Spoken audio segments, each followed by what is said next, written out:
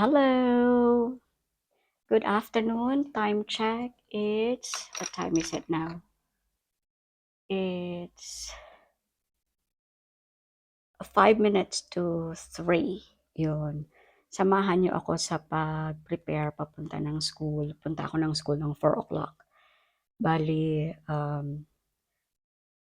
few minutes ago, I posted in Facebook, thanking, the Lord that I realized na today pala yung kita yung ano ng usok ng Milo ko.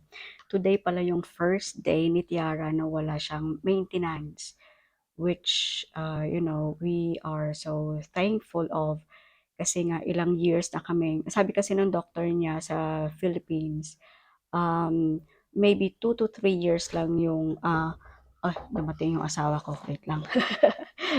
Wait lang. Wait lang, I'm vlogging. 2 to 3 years lang yung maintenance niya. Galing siya sa tindahan. Ano binili mo, Dad? Butane, tawag sa Tagalog to. Oga, Dried fish? Ano nga yun? tuyo, Tuyo. Tuyo, oo, itlog. itlog, gas. Yun. Siya yung taga-grocery dito.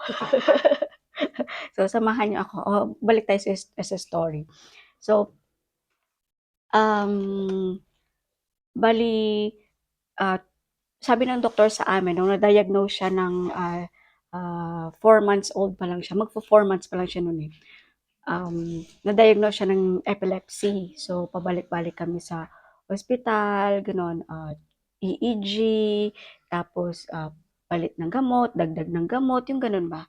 So, mahirap sa isang magulang na makita mo yung anak mo na napakaliit pa, baby pa, may maintenance na. So, nagsabi talaga ako na I will do everything to go out of the Philippines and have my daughter checked sa mga espesyalista talaga ng epilepsy, gano'n.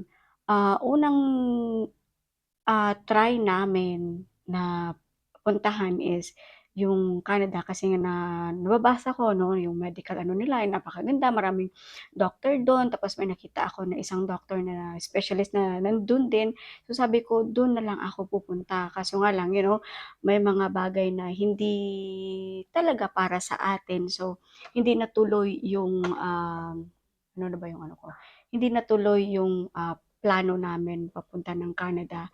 Ah, and then ang nangyari, I was teaching online, gano'n.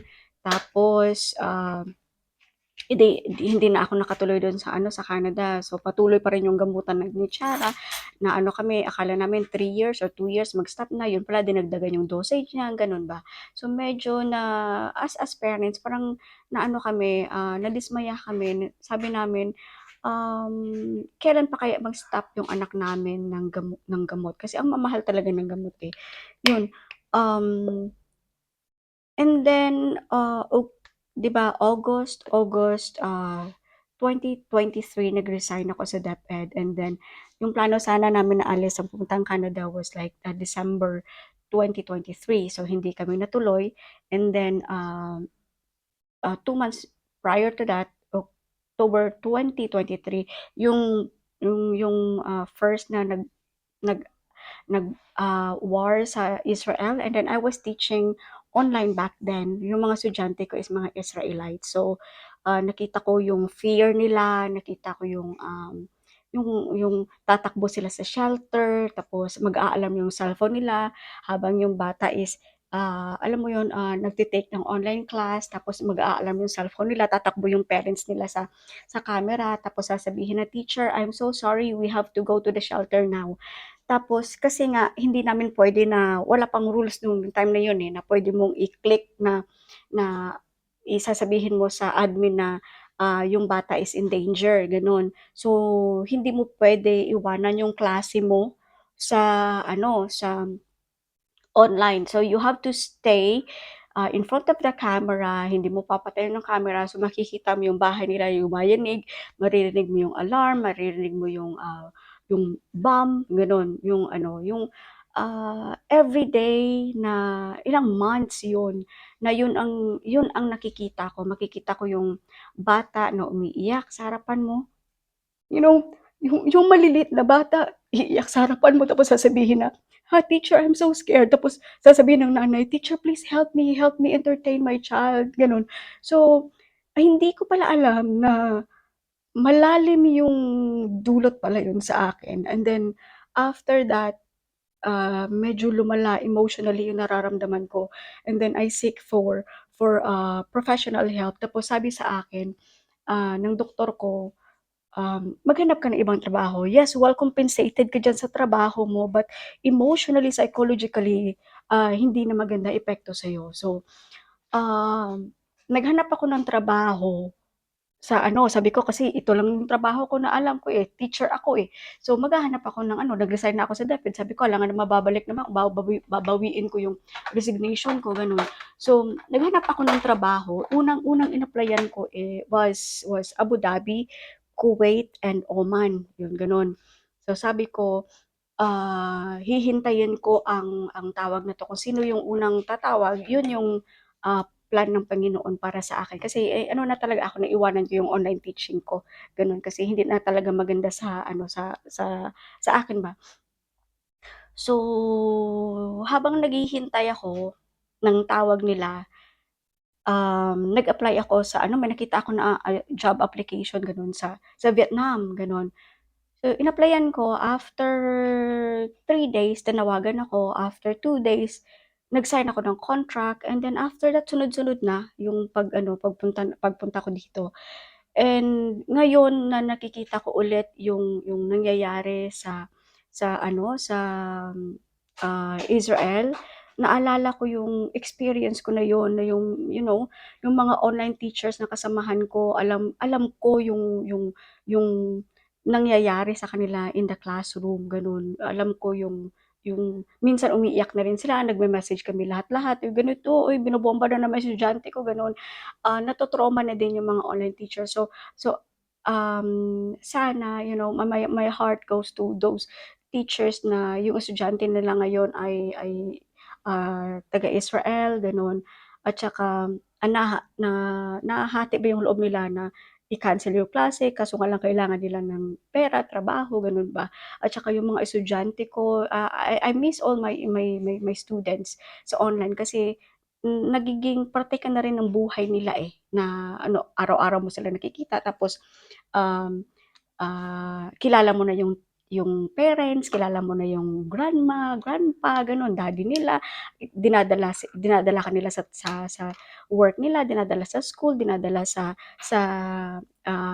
mga negosyo nila, pinapakilala ka, gano'n ba. Pero naging parte ka ng buhay nila.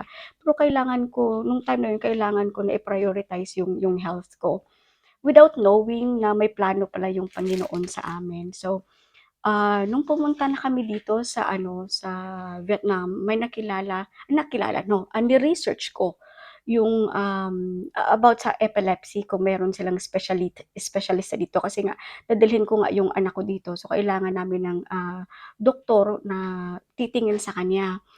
Um Nakita namin yung doktor na 'to, espesyalista pala talaga siya. Siya yung head, doctor sa epileptic department, gano'n yun, dito sa Vinmec International Hospital. Tapos yung background niya is napaka-amazing talaga, yung background niya. Ang dami niyang school na pinag-aralan abroad, tapos, ang ganda ng ano niya, yung na nakikita mo sa online kung ano yung background niya sa ano, sa sa epilepsy, gano'n. Um, nag-schedule kami sa kanya, tapos nag-check, tapos balik ulit, schedule, check, tapos nag-EEG si Tiara, gano'n. Yung pag-check niya sa bata is yung 'di tulad sa Pilipinas na magpa-check kami kay Tiara, naka-focus ang tagal yung doktor niya sa epilepsy niya. Tapos may doktor pa talaga kami sa pedia na pinupuntahan namin para sa kanya, tapos pinapaano, kamusta yung development ni Tiara, gano'n ba, kamusta yung weight ni Tiara, yung normal na pedia, gano'n.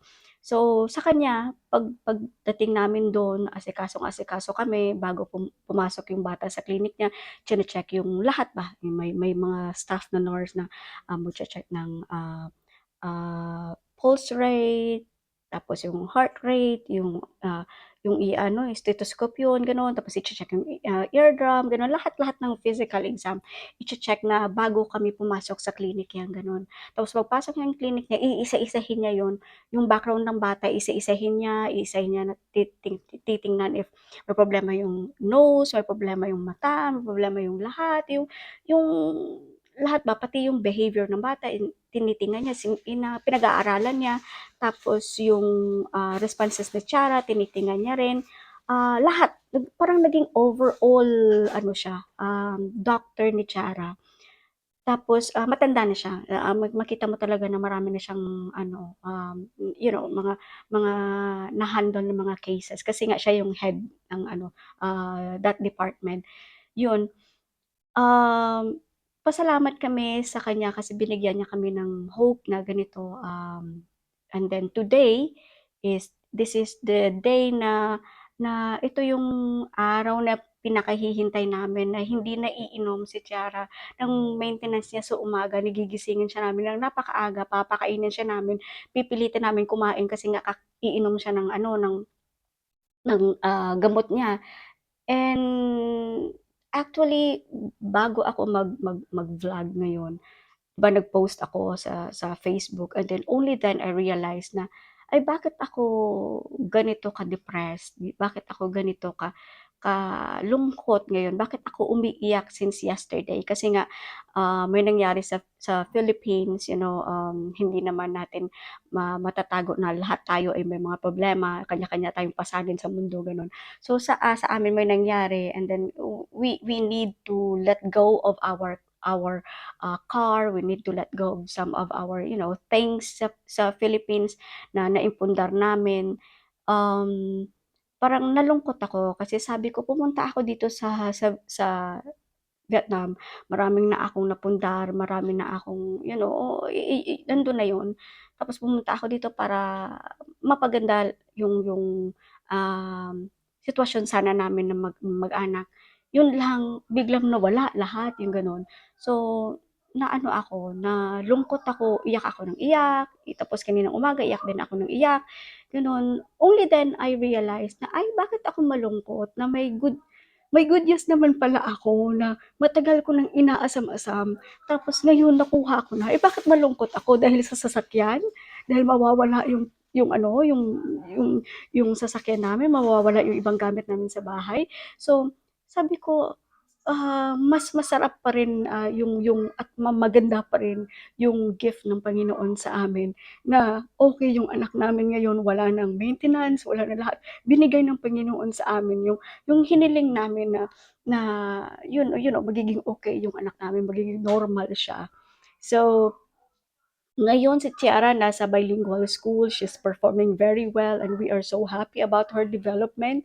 And for those na nakasubaybay sa story namin simula nung na-feature kami sa Jessica Soho or sa For Your Page Only sa GMA, thank you for all your prayers. Tiara is now okay and Tiara is now free of taking her maintenance. So next month, babalik kami ulit sa doktor niya para malaman namin kung ano yung, kasi trial ito ngayon na hindi siya iinom ng gamot. Uh, right now, wala kaming, we need to supervise her, to look after her very well para para makita namin kung ano yung epekto sa kanya nung wala siyang gamot. Bali, dinahan-dahan ng doctor yung pagbaba ng dosage, gano'n. Una, meron siyang Evetra, Depakin, liver, ano ba yun? Yung isa, yung sa Evetra yun.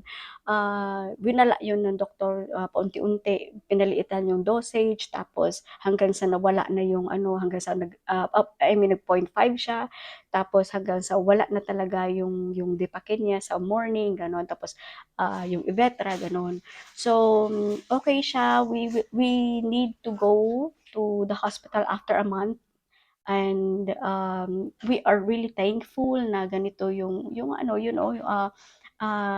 blessing sa amin dito sa Vietnam. Somehow, from I may say na from war alarms to school laughter and life blessing yung nangyari sa amin dito sa sa Vietnam.